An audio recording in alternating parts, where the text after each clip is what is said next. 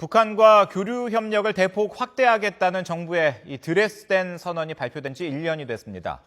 북한의 차가운 반응 속에 남북 관계는 별다른 진전이 없었는데요. 대북 정책의 새로운 해법을 찾지 못하면 평화 통일 기반 구축이라는 정부의 구상도 구호에 그칠 것이라는 우려가 나오고 있습니다. 하명건 기자가 보도합니다. 박근혜 대통령이 1년 전 독일에서 발표한 드레스덴 선언. 남북한 간 인도적 문제 해결과 민생 인프라 구축, 주민 동질성 회복의 3대 제안을 담은 구상은 한반도 신뢰 프로세스와 함께 지금도 정부 대북 정책의 근간으로 작용하고 있습니다. 앞으로 한국은 북한 주민들에 대한 인도적 차원의 지원을 확대해 나갈 것입니다. 하지만 드레스덴 구상에 대한 북한의 반응은 냉담했습니다. 드레스덴 선언은 민족 내부 문제를 남의 나라 땅에까지 들고 다니며 비굴하게 놀아댄 민족 반역자의 녹두리이다.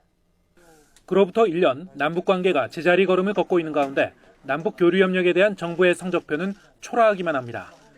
인도적 문제 해결의 핵심인 이산가족 상봉 행사는 한 번도 열리지 못했고 국제기구의 모자 복원 사업에 1,330만 달러를 지원하고 민간단체 영양식 지원 사업을 승인한 것이 대북 지원의 거의 전부였습니다.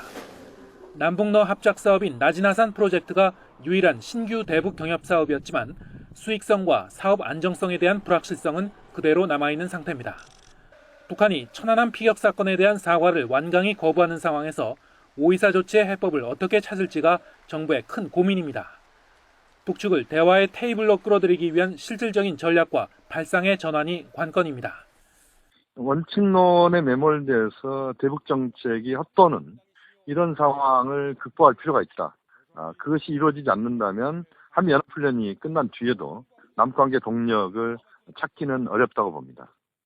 특사 파견을 포함한 좀 더 적극적인 대북 접촉이 시도되지 않으면 광복 60주년을 맞아 정부가 이미 내놓은 거창한 남북협력 사업계획도 한낱 구호에 그치고 말 것이란 우려가 나오는 이유입니다. YTN 하명건입니다.